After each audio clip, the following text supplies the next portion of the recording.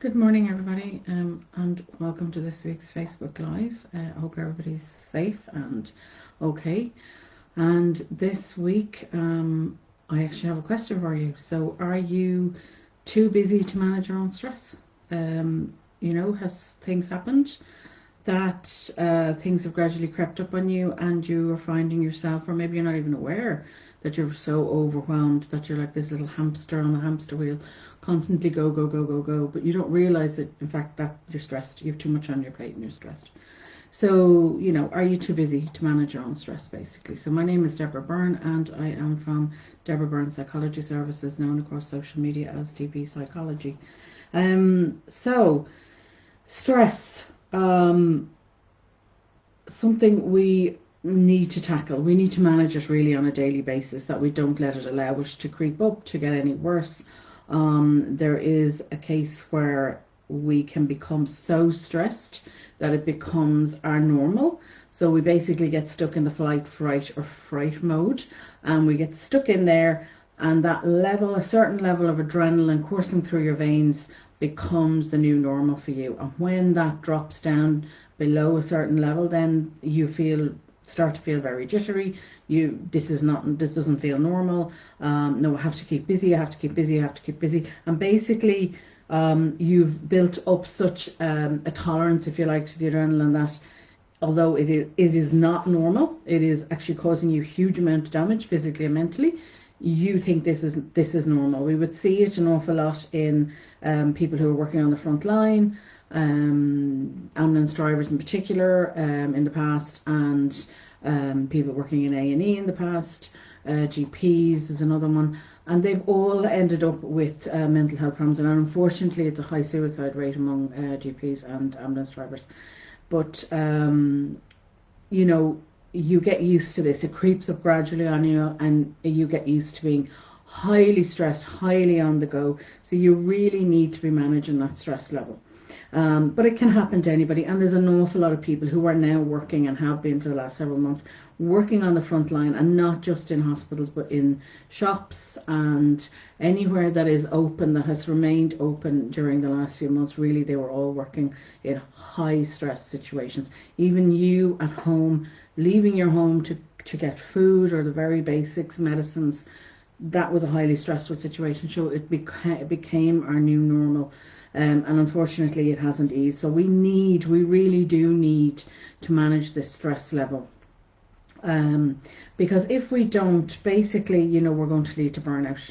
And you keep going, but at some point you just break. That's it. You collapse, and we call that burnout. So, as I said, it gradually creeps up on you. You don't start sleeping properly. You're not eating properly. Your anxiety or your fear is creeping up. You start not to look forward to things. It's like, oh no, I have to go into the job, or oh no, I have to face this again. And that's, you open your eyes first thing in the morning, and it's kind of an, oh no, not again. We have to keep going here. So, you're just also so busy that you're not enjoying your life. You're not looking after yourself. And as I said, we need to manage that. We need to drop it back down. We need to start reducing the levels, even gradually, to get it back down to a normal level. So where do we start?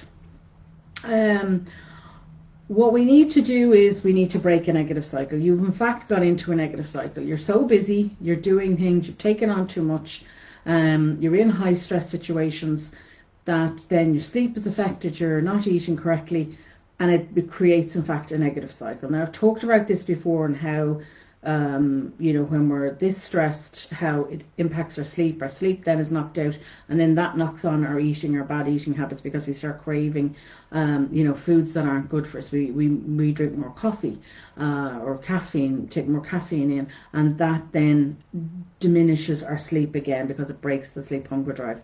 And then as we're setting ourselves up constantly for this negative cycle. It's hard to calm down if you've got an awful lot of the stress hormones running through your body.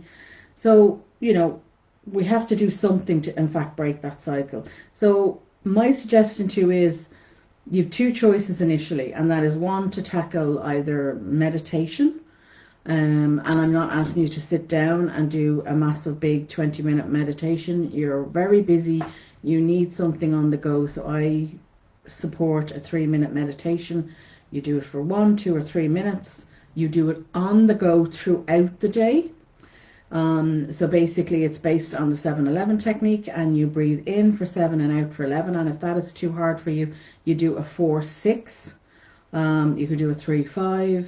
You can do a 6-8, as long as the out breath is longer than the in breath, because that's what calms you down. Is the out breath being longer? It tells your body to calm down. It tells your body you're safe and it's okay to calm down. So if you can use that kind of a technique for a few minutes, but throughout the day, in order to manage yourself, and just drop it down a level. It just drops that stress level down a little bit. I'm currently running a free meditation class with my group, Less Stress, More Success for Mums, and we're there every Thursday night and we're doing meditation. So you're more than welcome, if you're a mum, more than welcome to join the group.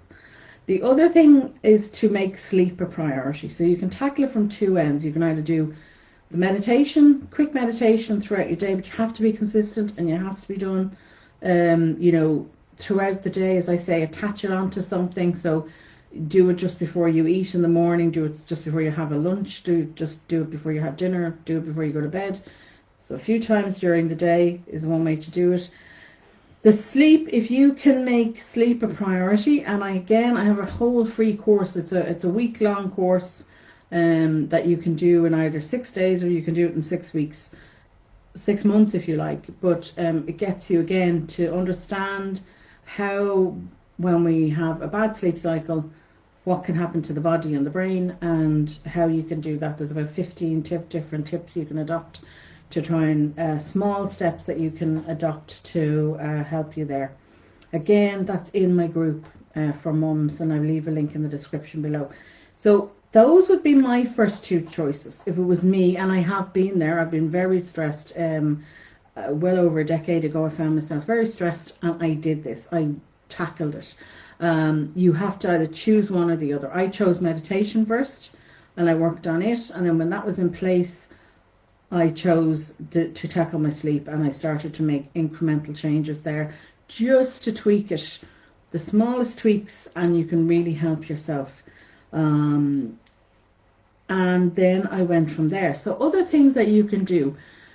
What would it feel like to say no to taking on any more? I mean, remember, you're already very stressed, you're already very busy people. Why would you say yes to more things? Unfortunately, we do. As busy women, as busy men, we're already busy. We seem to think that we can just keep taking on more and more things for people. But what would that feel like to actually say, no, I have enough on my plate right now. I can't take on anymore. So remember, no is a full sentence and a full statement. You owe nobody an explanation. It's simply, no, I can't do it. But if you find yourself unable to say no, take a pause and just say, let me think about that. Just let me think about it. I'll get back to you. Just let me think about it. By doing that, you're giving yourself that breather, and then you can text them or send them a message that says, no, I can't do it. So you don't have to say no to somebody's face. You can just text them, go, no, I can't. No, sorry, no. That's it. Leave it at that. You don't owe them an explanation. And most people, once you keep saying no, no, no, they get the message. They do get the message. You need to become a little bit of a broken record and keep saying no and no and no all the time. But they get the message eventually, because you have become to them the go-to person that they can rely on, lean on, or use to do their things that they are well capable of doing themselves most of the time. But you're the only one that can do it, apparently. But that's not the case. That really isn't the case. If something happened, and God forbid it did, they'd find somebody else. They really would. Somebody like that would always find somebody else. So, think about that. What would it feel like for me to actually say no? And it's an important question to ask yourself. The next thing I would suggest you do is to review everything else that you already have now on your to-do list. What am I really doing? How long is it actually taking? Be realistic. We tend to overschedule ourselves in our daily diaries. If we're very busy, we try to do multitask Our brain is not capable of multitasking. I don't care who tells you it is.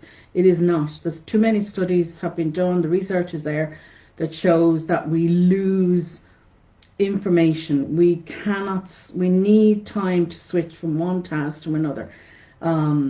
We just are not built for multitasking. We try to, particularly as mums, we do that. I know that. I've done it myself. We tend to think we can do multiple things at multiple times. But we're not. We're actually losing vital information. It's only for a few seconds. But that's when an accident happens. That's when a problem arises, or something isn't done right. We need to focus fully on what we're doing.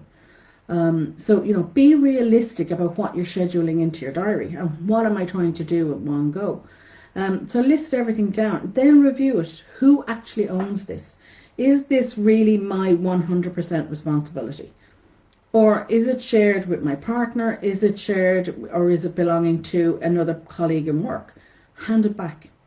Ask for help. What would that feel like? What would it feel like to actually ask, at home for help from your children?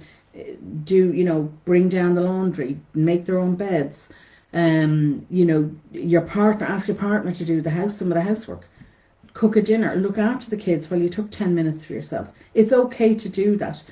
I think though, as busy people, busy mums in particular, we forget to do that until somebody points it out to us. It's okay to ask. So who owns these jobs? Who really should be doing them?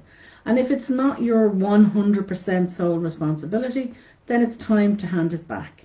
And the other thing I'd say to you around that is, though, if you've been in work and when you went into a particular job, if you've been there for a few years, sometimes the role can change, and it can change so much that it grows and grows and grows, that in fact it becomes, in reality, it's the job of two people. But because it has grown and grown and grown, we've just kept taking it on and on and on and on. Instead of sitting down and doing a review or asking your employer, if it's, if you're not self-employed, to do a review of this job, and perhaps, it is really needs a second person there as well, that it's impossible for you to do it. You find yourself bringing the work home, you're working at the weekends, you're doing too much for too many people. So can you ask that? Can you ask, list out everything that you do in that job and start looking at how long does this actually take me to do every week or every day? And maybe it's time for that job to be reviewed and somebody else to be hired to help out or to take a segment of that work away. We really have to sit down and see, can I delegate it? Can I delete it? And then you should be left with a more realistic to-do list. And that is a big thing. I think for busy people, we don't have realistic to-do lists. And I think that's the whole point. The next thing is to get a few minutes of exercise. Now, 10 minutes. Can you get 10 minutes to go for a walk at either lunchtime or in the evening? Just for a walk, safely, of course, face mask, social distancing, but can you go and do 10 minutes just to help reduce your stress levels? That alone will help reduce your stress levels. If you can get out of the office, if you're in an office, even if you're working from home, to step away from the desk. It's all too easy, I think, at the moment, if we're all working from home, is not to have a a cut-off point between work and home life. When we're out and working in a job, we're leaving the home, but right now it's all at home, everything's at home. So we need that cut-off point. We need to say, no, at such and such a time, at 6 o'clock, the phone doesn't go on. After that time, I have to turn it off. That's my work phone. It's not going on. I don't answer any more emails until I come back in and it's time for work at 9 o'clock the next morning. So you have to really get very firm on yourself. But also, it's so easy to work through lunch, or if the kids are quiet, to keep going. But you're not doing yourself any favors there. You're just rushing from one thing to the next to the next. You need to take a lunchtime. You need to take a break time. You're perfectly legally entitled to these things. You need to, get away from the desk, get away from whatever it is you're doing for work, and step outside maybe for 10 minutes and head out for a quick walk. Even in the evening times, bring the kids along for 10 minutes. It'll reduce down their adrenaline levels from them rushing around the house. They've got a spike of energy and you want to start calming them down for a bedtime routine. Then taking them out for a quick walk will help, use up some of that energy that they have. Your supporters, this is another tip to do. Have you got the right people surrounding you and giving you the right kind of support and information? I've talked about this before, I've done a whole video on it, but we need the right people around us. Positive people, not the negative people. The ones that are negative are going to be harder to say no to. They're going to be the ones that won't take no for an answer. You really have to ask yourself, well, would they be there? Are they there for me in a crisis? We've had we're in a pandemic, big major crisis. Were they there for me? But are they still trying to get me to do things for them? You have to ask yourself, what's going to give here, me or them? Like, I have to let them go. So deleting them, it's okay to delete these people and deal with them. Now, again, I've done a whole course for my mums about this, and it's there. It's quite a lot of worksheets. There's quite a lot of videos there in the group. It's all free. That if anybody wants to deal with negative people or wants to delete negative people, then that course is there for you to do in the group. But as I said, there is a video on supporters and creating the right kind of support around you. The next thing I would say to you is there's two things you can do here on this one, is to let it all out. So you can either create a brain dump just before bed and then you write everything down, get it all out of your head, all the stress, all the worry, all the to-dos, all the appointments, everything you can think of. Write it down. Just get it and write it down on a notebook. Doesn't have to be a fancy notebook, cheap notebook from on the supermarkets. Just get it all down, get it out of your head. That will actually help you sleep better because you're deleting. You're telling your brain you don't have to remember that. It's there. It's down on that piece of paper. You don't have to remember that. But the other one, which is can be quite constructive, is to actually create a worry time. If you are stressed, worried, or anxious, fearful, if you find your anxiety going up, take a step back, get yourself a notebook. Again, get yourself the cheap notebook and sit down and set a timer on your phone, and you just 20 minutes max, say, start writing down everything that's going on in your head right now, all the worries. It's called a worry period. Okay, you allocate time to worry during your day, and that will relieve some of the stress and the washing machine cycle that's spinning away in your head if you start to write these things down. But why I'm telling you to write them down is because then, towards the end, start to read back. Give yourself about 10 minutes to keep writing until you exhaust it all out of yourself, but then go back and read it and start criticizing it, start challenging it. Don't let it just go unchecked. Be constructive with your worry. Be constructive with your stress and your fear and your anxiety. So it's called a worry period, and you create that, and you can do it once a day. You could do it once a week. You could do it once a month. But be constructive with it and write it down, and start to critique it, because these are usually unhelpful things that are coming up, unhelpful thoughts, negative distortions that are coming up, and if you start to challenge them, you can dissipate them, but you can also start to replace them with more positive things. You can see them in a more realistic light, in other words. The next thing I suggest to people is have a good laugh or a chat. Always a great de-stressor. Watching some comedy, pick up the phone, have a laugh with a friend, a positive, supportive friend, have a laugh with them, a rant, a moan, and a laugh. Laughter is great for this. You need a positive friend that you can just talk to, that you can just let everything out to, and you know that they will support you. But you also know that if you need a kick, they will give you one. And they say, hey, come on, you're wallowing a bit here. Push it up here. Let's go on. You've got this. I know you've got this. Come on. So they're positive. They're supporting you. But you can have a good laugh with them. So even set up a virtual like this setup. There's I know Facebook have rooms now. There's other Zoom. There's a whole load of ways to go online with friends and family that you can set up. You know, a dessert after dinner. Sit down. You have your dessert. She or he has their dessert. You have a good laugh. You have a good chat. You know, glass of wine, whatever, and just relax and just talk it out. It is a good way to do it, and setting up a virtual coffee morning. Again, you'd normally meet in person, but maybe you can't at the moment. A virtual, you can do it virtually as well. So, you know, having a good chat and a laugh with somebody is very, very important, but they have to be positive. I have to stress that. If at the end of all that, and you've tried it and you're stressed, or you just feel, no, I'm too close to burnout at this stage, my strong suggestion to you is that you do find a counsellor. You do come and talk to somebody like me. Usually it's a very short amount of time you would have to come and talk to somebody like me. For something like stress reduction, about 12 weeks.